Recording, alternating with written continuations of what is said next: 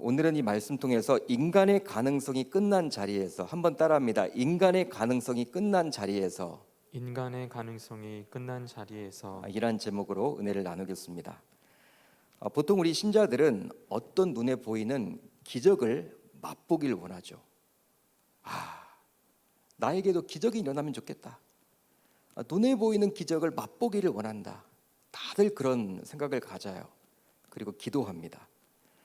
왜냐하면 눈에 보이는 기적을 경험하면 신앙이 흔들리지 않고 어떤 상황 속에서도 불평과 불만이 아니라 감사하며 하루하루를 지낼 것만 같기 때문입니다. 그렇기 때문에 기적 맛보기를 원하죠. 아마 여러분들도 그런 기도 많이 하셨을 거예요. 우리 신앙이 흔들린단 말이에요. 자꾸. 그러다 보니까 하나님, 저에게도 좀 기적을 맛보기를 원합니다. 내가 눈으로 보면 하나님의 살아계심을 진짜 맛본다면 저 흔들리지 않을 것 같습니다. 그렇게 우리가 보통 기도를 하죠. 그렇다면 정말 그럴까요? 여러분들은 어떻게 생각을 하십니까? 정말 우리가 기적을 맛보면, 가시적인 기적을 경험하게 된다면 신앙생활에 회의가 생기지 않고 굳건한 믿음으로 신앙생활을 할 수 있을까요? 여러분들이 한번 답을 해보세요. 어떨까요? 자, 이제 오늘 본문을 보게 되면요, 애굽을 떠난 이스라엘 백성들은 이제 르비딤이란 곳에 장막을 치게 되었습니다.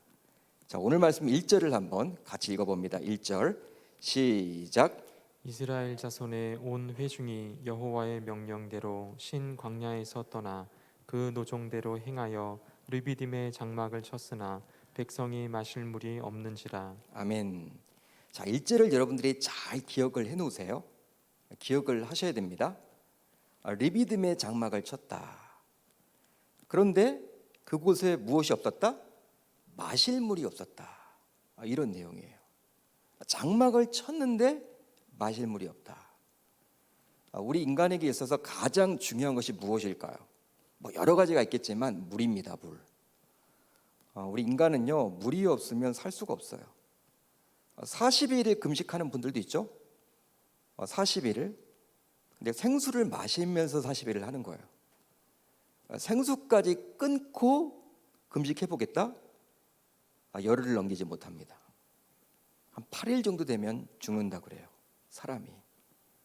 우리가 이 물을 마시지 않으면요, 이 탈수 증세가 와요. 탈수. 그래서 이제 쓰러지죠. 어지러워지면서 기력을 잃고 정신을 잃어버려요. 이제 여러분 그렇게 죽는 거죠. 군대에서도 그래서 가장 장교분들이 신경 쓰는 게 여름철에 이렇게 훈련을 할 때에도 우리 병사들이 이게 탈수하는지 이걸 여러분들 아주 눈여겨본다 그래요. 저도 이제 군대를 갔는데 여름 군번이었습니다.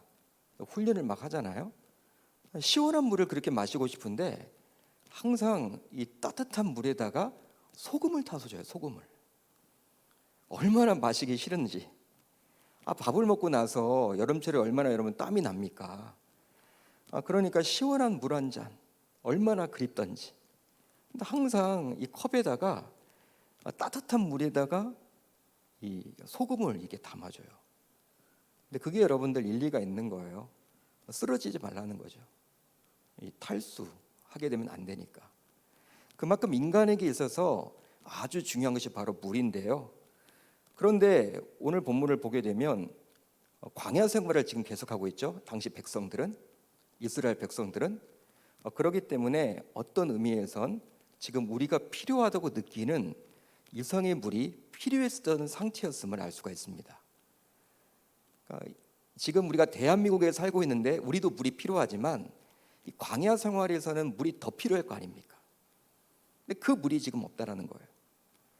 그런데 다소 놀라운 점은요, 백성들이 하나님의 명령에 따라서 르비딤에 오게 되었다는 사실이죠. 여러분들이 1절을 제가 기억하라고 말씀드렸습니다. 하나님의 명령을 따라서 르비딤에 오게 된 거예요.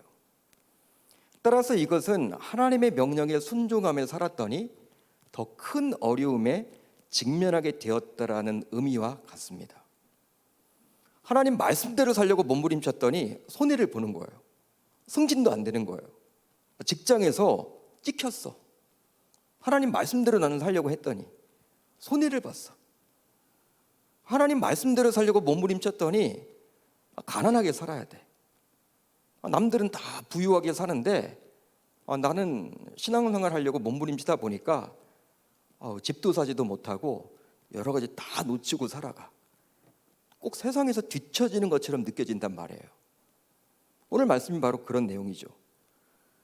실제적으로 우리가 하나님 말씀대로 살았더니 오히려 손해를 보거나 위기를 당하기도 하죠. 그게 바로 우리의 삶입니다. 현실이에요. 물론 장기적인 안목을 가지고 삶을 바라보게 되면요, 나중에는 축복임을 알게 되죠.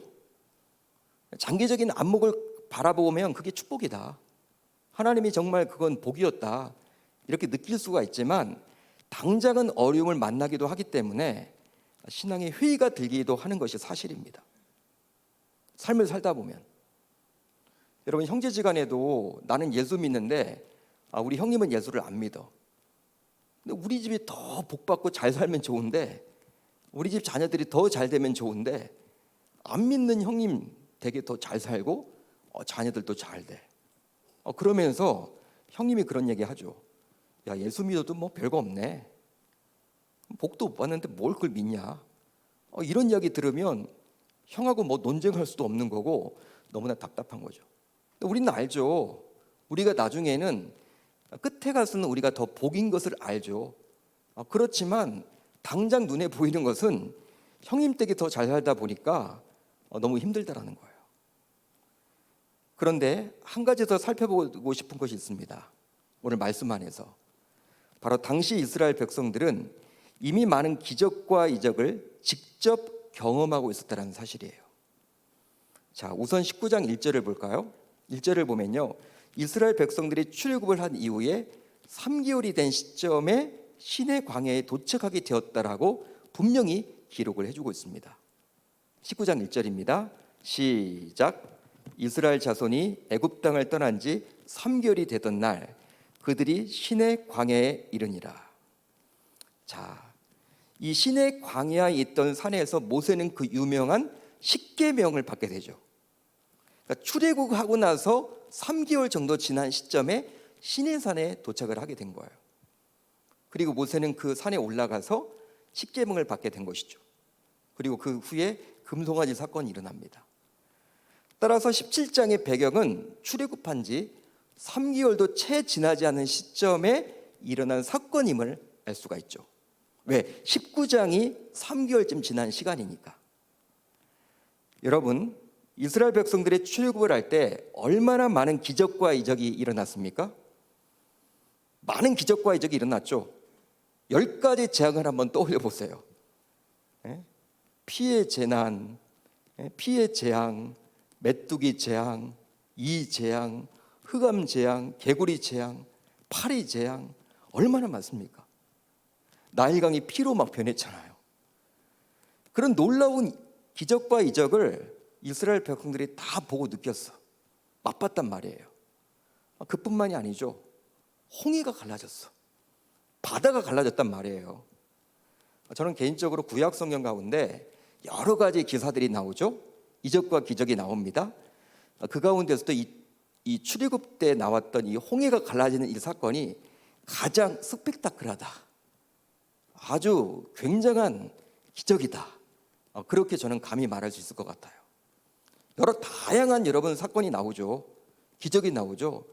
그렇지만 바다가 갈라졌어. 한번 생각을 해보세요.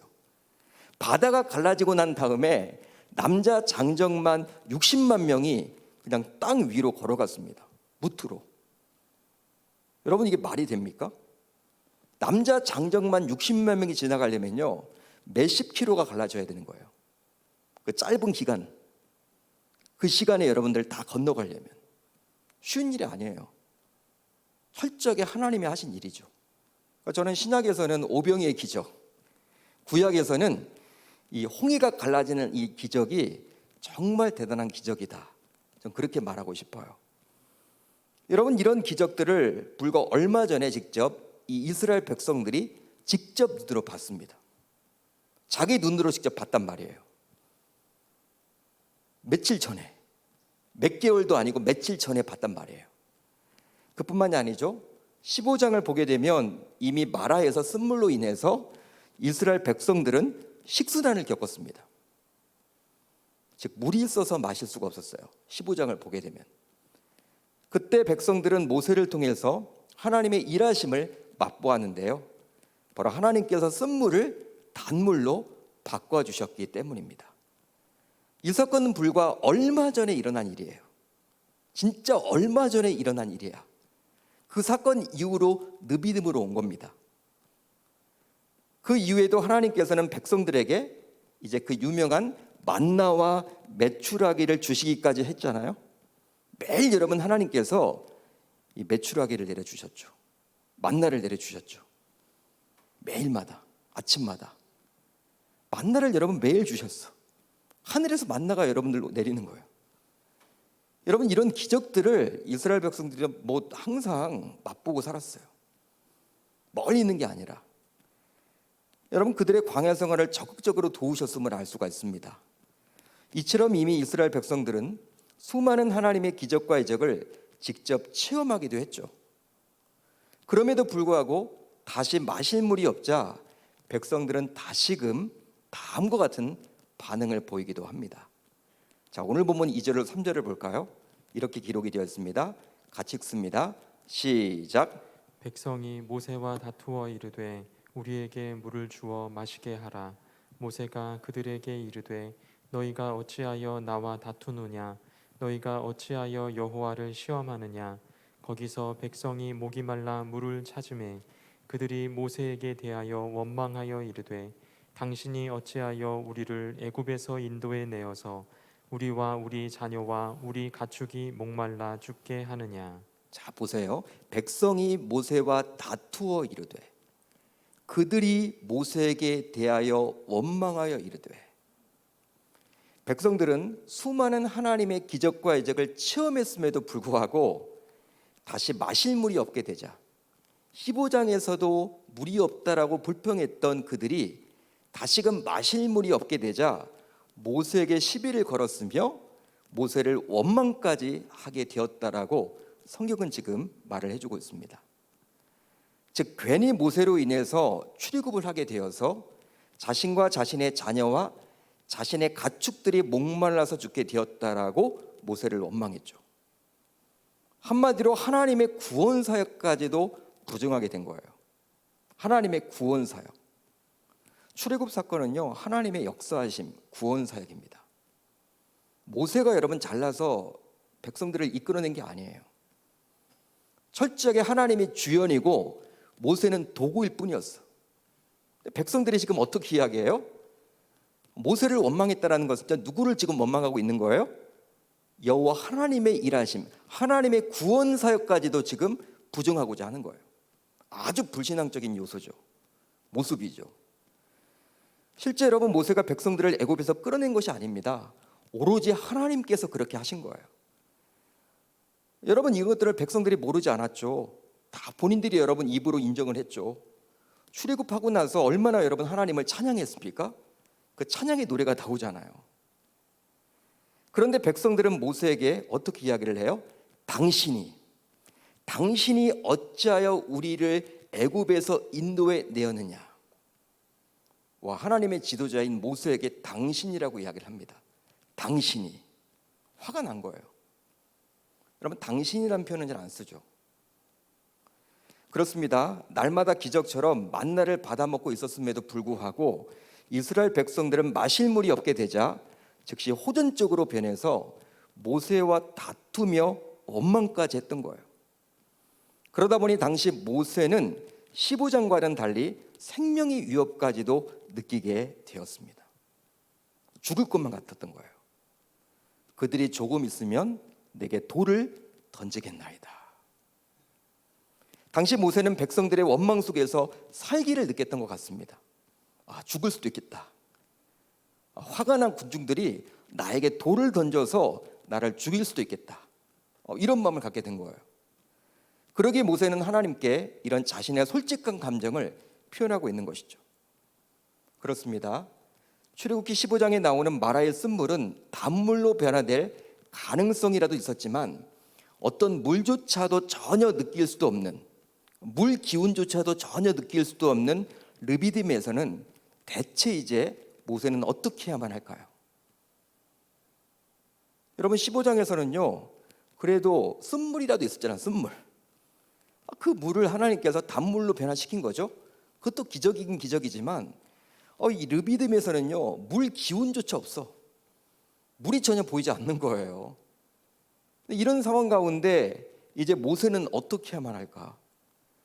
당시 모세가 할 수 있는 일은 무엇이었습니까? 단지 하나님께 부르짖는 것밖에 없었습니다. 하나님께 부르짖는 것밖에 없었다라는 사실이에요.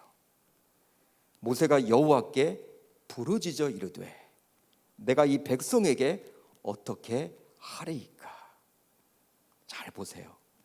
모세가 여호와께 부르짖어 이르되, 부르짖어 이르되. 여러분 부르짖었다라는 것에는 절박함이 묻어 있는 거예요. 절박함이 묻어 있는 것입니다. 실제 우리 인간은 아무 때나 울지 않아요. 아무 때나 울지 않습니다. 신자라고 해도 마찬가지예요. 그런데 신자들 가운데서는 큰 소리로 울면서 기도하는 분들을 마치 이상한 분들로 취급하는 분들도 있어요. 같은 신자인데도 어떤 분들이 막 여러분 울면서 막 손을 들면서 막 그렇게 기도하면요, 참 미친 사람 같다. 꼭 저렇게 기도를 해야 되나? 이렇게 여러분들 정죄하는 분들이 있어요. 쉽게 판단하고 잘못된 거야. 기도 고상하게 해야지 뭘 그렇게 해. 그러면서 기도는 속으로 점잖게 해야 된다고 주장을 합니다. 꼭 그렇게 울부짖어야지만 하나님께서 아시나? 여러분 이렇게 생각하는 분들이 있단 말이에요.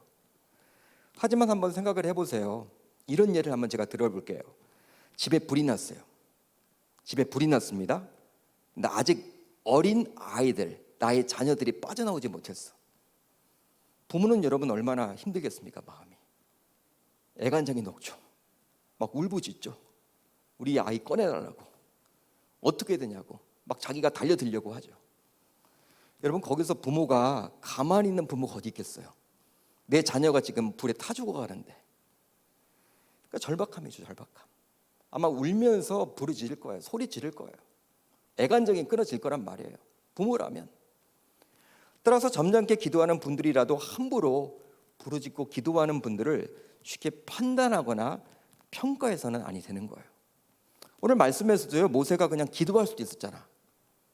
모세가 그냥 하나님 앞에 부르짖었다 이렇게 아니고 모세가 하나님을 찾았다, 하나님께 아뢰었다, 이렇게 기록이 되어 있을 수도 있는데도 불구하고 오늘 성경을 보게 되면 모세가 하나님께 어떻게 했다? 부르짖었다. 그렇게 기록을 해주고 있다는 거예요. 그렇습니다. 모세는 인간의 가능성이 끝난 자리에서 하나님께 부르짖으며 하나님의 가능성을 기다리고 있습니다. 인간의 가능성이 끝난 자리에서 하나님께 부르짖으며 절박함을 가지고 하나님의 가능성을 기다리고 있었다는 거예요. 바로 자신이 부르짖고 기도할 때마다 응답을 해주셨던 하나님의 신실하심을 믿었기 때문입니다. 그래서일까요? 하나님께서는 친히 위기 가운데 놓여 있는 에레미야 선지자에게도 다음과 같이 기도하라고 권면을 해주고 있어요. 에레미야가 아직 시위대 뜰에 갇혀 있을 때 여호와의 말씀이 그에게 두 번째로 임하니라. 이르시되 이를 행하시는 여호와, 그것을 만들며 성취하시는 여호와, 그의 이름을 여호와라 하는 이가 이와 같이 이르시도다. 너는 내게 부르짖으라. 내가 내게 응답하겠고 내가 알지 못하는 크고 미란 일을 내게 보이리라. 할렐루야, 할렐루야. 잘 보세요. 지금 에레미야의 상태는 어디 있습니까? 시위대 뜰에 갇혀 있어요. 아직 시위대 뜰에 갇혀 있다는 것은 어떤 말이에요? 이미 시위대 뜰에서 나와야만 해. 풀려났어야 해. 아직도 풀려나지 못하고 있는 거예요. 그 말이에요 지금. 아니 이미 진작 풀려났어야만 했어. 아직도 지금 감옥 안에 갇혀 있는 거예요. 위기죠. 여러분 위기입니다. 언제 풀려날지 몰라. 여러분 절박한 상태로 어떻게 하라? 하나님 앞에 단순히 기도하라가 아니라 어떻게 해라? 부르짖어라. 너 절박하니까 부르짖어야 돼. 지금 하나님이 에레미야 선지자에게 그런 말을 해주고 있는 거야. 그럴 때 응답해 주시겠다. 할렐루야. 할렐루야. 에레미야 선지자에게 하나님께서는 묵상으로 기도하라고 말하지 않습니다. 조용히 기도하라고 말하지 않습니다. 속삭이라고 말하지 않아요. 부르짖으라. 그렇게 이야기를 해주고 있다는 거예요. 바로 절박한 상태에는 그리 기도하라고 말씀하신 것이죠. 여러분은 왜 새벽 기도회와 금요 성령 집회의 경우 이제 말씀 듣고 개인 기도 시간이 있잖아요. 왜 교회에서 여러분 음악을 틀어줍니까? 음악 안 틀어주고 여러분들 그냥 각자 기도하세요 하면 좋잖아. 여러분 좀 음악 왜 크게 틀어줄까요? 왜 찬양을 크게 틀어줄까요? 그 이유가 무엇입니까? 바로 다른 분들에게 신경 쓰지 말고 부르짖고 기도하라는 이유 때문이에요. 따라서 이 금요 성령 집회에 나오신 분들 가운데 절박한 기도 제목들을 가지고 나온 분들이 있다면 하나님께서 말씀하신 대로 이 밤 부르짖고 기도할 수 있기를 바랍니다. 바랍니다. 이제 오늘 말씀 안으로 다시 들어가 보면요, 부르짖음이 절박한 만큼 이제 하나님의 개입도 신속함을 알 수가 있어요. 부르짖었더니 진짜 응답을 해주셔요. 하나님께서는 다음과 같이 모세에게 말씀하셨는데요, 17장 5절이에요. 우리 한번 같이 읽어봅니다. 시작. 백성 앞을 지나서 이스라엘 장로들을 데리고 나일강을 치던 내 지팡이를 손에 잡고 가라. 자, 이 17장 5절이죠. 출애굽기 15장과는 다른 모습을 오늘 우리가 살펴보고 있는 17장에서는 볼 수 있는데, 바로 하나님께서 백성의 장로들을 호명하셨다는 사실이에요. 15장에서는 나타나지 않습니다. 이 17장에서는 하나님께서 어떻게 이야기해요? 이스라엘 장로들을 데리고 나일강을 치던 내 지팡이를 손에 잡고 가라. 이런 명령을 내리십니다.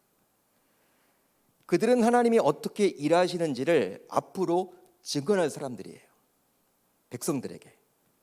지금까지는 주로 그 역할을 모세홀로 담당했죠. 하나님께서 모세에게 말씀하시고 모세에게 어떤 기적을 행하면 백성들이 그런 것들을 직접 봤죠. 근데 이게 아니라 모세 혼자 여러분 감당하기가 힘들어지잖아. 남자 장정만 60만 명이나 되다 보니까 이게 쉽지가 않은 거예요. 모세 홀로. 그러니까 옆에 여러분 동역자들을 세워주신 거예요. 하나님이. 장로들을 세워주셔서 모세가 어떤 기적을 행하면 이제 그 장로들이 그것을 보고 흩어져서 백성들에게 전달하는, 즉 모세의 동역자로 하나님께서 장로들을 세워주셨습니다. 동역자로. 동역의 관계인 거예요. 그러니까 그대로 여러분 전달을 해야 돼. 하나님께서 어떻게 일을 하셨다, 하나님께서 어떻게 역사를 해주셨다, 어떤 기적을 베풀어 주셨다, 장로들이 자기의 생각을 말하면 안 되고 이제 하나님께서 모세를 통해서 말씀하신 그 기적과 이적을 이제 백성들에게 흩어져서 그대로 전하는 역할이 바로 장로들의 역할이었다라는 거예요. 한마디로 모세 홀로 모든 일을 감당하기 힘들다라고 보았기 때문에 이제 하나님께서 장로를 세움으로 모세를 동역토록 한 것이죠. 이제 안정적으로 가는 거예요. 장기전으로 가는 거예요. 한두 번 하고 끝날 것이 아니잖아. 광야 생활을 계속 해야만 하기 때문에. 이제 하나님께서는 나일강을 쳐서 피로 변하게 했던 지팡이를 일러 내 지팡이라고 말씀하셨는데요. 누구의 지팡이다? 모세의 지팡이, 내 지팡이라고 말씀하셨는데, 이 말은 무슨 말이냐면 그 지팡이의 소유가 모세의 힘을 말하고자 함이 아닙니다. 그 모르는 사람은 없어요. 모세가 가지고 있으니까 모세 지팡이죠. 지금 그거 말하려고 하는 게 아니에요. 뭘 말하는 거냐? 어느 누구도 체험하지 못한 모세의 하나님 경험을 암시하는 것이라 볼 수 있는 거예요. 모세는 하나님을 많이 경험해 봤잖아. 어떤 분인지. 실제로 모세는 그 지팡이를 들고 손을 바다에 내밀어 바다를 가르기도 했죠. 홍해가 갈라졌잖아요. 그 지팡이를 들고 딱 쳤을 때. 놀랍지 않습니까? 따라서 그 지팡이는 어떤 위기 속에서도 그들을 버리지 않고 반드시 도움을 주셨던 하나님의 뜨거운 사랑을 말한다고 볼 수 있습니다. 그러니까 지팡이를 여러분 딱 들고 가라고 하잖아 하나님이. 그럼 뭐예요? 이스라엘 백성들을 항상 사랑해 주셨던 그 하나님의 사랑을 기억하고 이번 기적을 한번 행하라, 그런 뜻이에요. 즉 하나님은 모세로 하여금 그 지팡이를 가지고 가라 하므로 오직 하나님만을 생각하고 그 하나님의 일하심, 즉 하나님의 역사심을 기억하라고 이야기를 해주고 있는 것입니다. 이제 모세는 장로들의 무리와 함께 백성들보다 앞서서 호렙산으로 가는데요. 호렙산. 이 모든 모세의 행동은 철저하게 하나님의 말씀에 따른 것이었죠. 자기 생각대로 간 것이 아니라. 하나님께서는 이제 다음과 같이 말씀하셨습니다. 자, 오늘 보면 6절을 한번 같이 읽어봅니다. 6절 시작. 내가 호렙산에 있는 그 반석 위 거기서 내 앞에 서리니 너는 그 반석을 치라. 그곳에서 물이 나오리니 백성이 마시리라. 모세가 이스라엘 장로들의 목전에서 그대로 행하니라. 모세는요, 이스라엘 백성들이 보는 앞에서 하나님의 말씀을 철저하게 따랐습니다. 즉 뭐랬죠? 반석을 내리쳤어요. 반석을 내리쳤습니다. 그랬더니 정말 놀랍게도 그 바위에서 물이 나오게 되었고 결과적으로 백성들은 그 물을 마시게 되었습니다. 할렐루야, 할렐루야. 즉 다시 한번 하나님께서는 기적을 베풀어 주신 것이죠. 이적을 베풀어 주신 것이죠. 그런데요 여러분, 이 바위가 참 신기하지 않습니까? 말씀 준비하면서 참 신기한 것 같아요.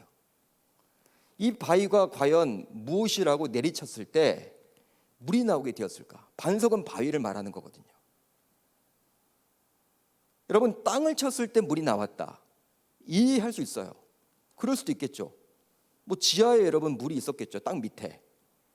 바위를 쳤는데 물이 나왔다? 한번 여러분 이성적으로 한번 생각을 해보세요. 이게 말이 됩니까?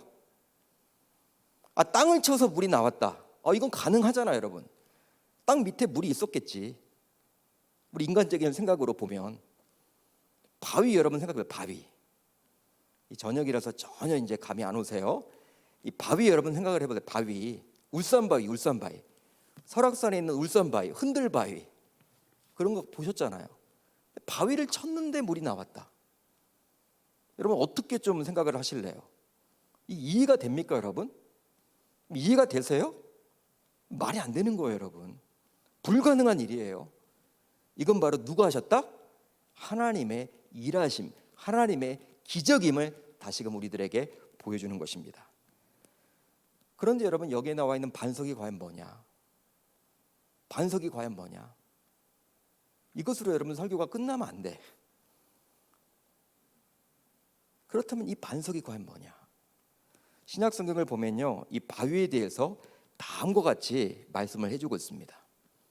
형제들아, 나는 너희가 알지 못하기를 원하지 아니하노니 우리 조상들이 다 구름 아래에 있고 바다 가운데로 지나며 모세에게 속하여 다 구름과 바다에서 세례를 받고 다 같이 신령한 음식을 먹으며 다 같은 신령한 음료를 마셨으니 이는 그들을 따르는 신령한 반석으로부터 마셨음에 그 반석은 곧 그리스도시라. 아멘. 할렐루야. 바로 그 반석은 그리스도라고 바울은 분명히 이야기를 해주고 있습니다. 그렇습니다. 반석에서 나온 물이 목말라 죽어가던 당시 백성들을 살렸듯이 그리스도에게서 나오는 생수는 우리들도 동일하게 살릴 줄 믿습니다. 그리스도에게 나오는 생수는 저와 여러분들을 동일하게 살리시는 거예요. 그래서일까요?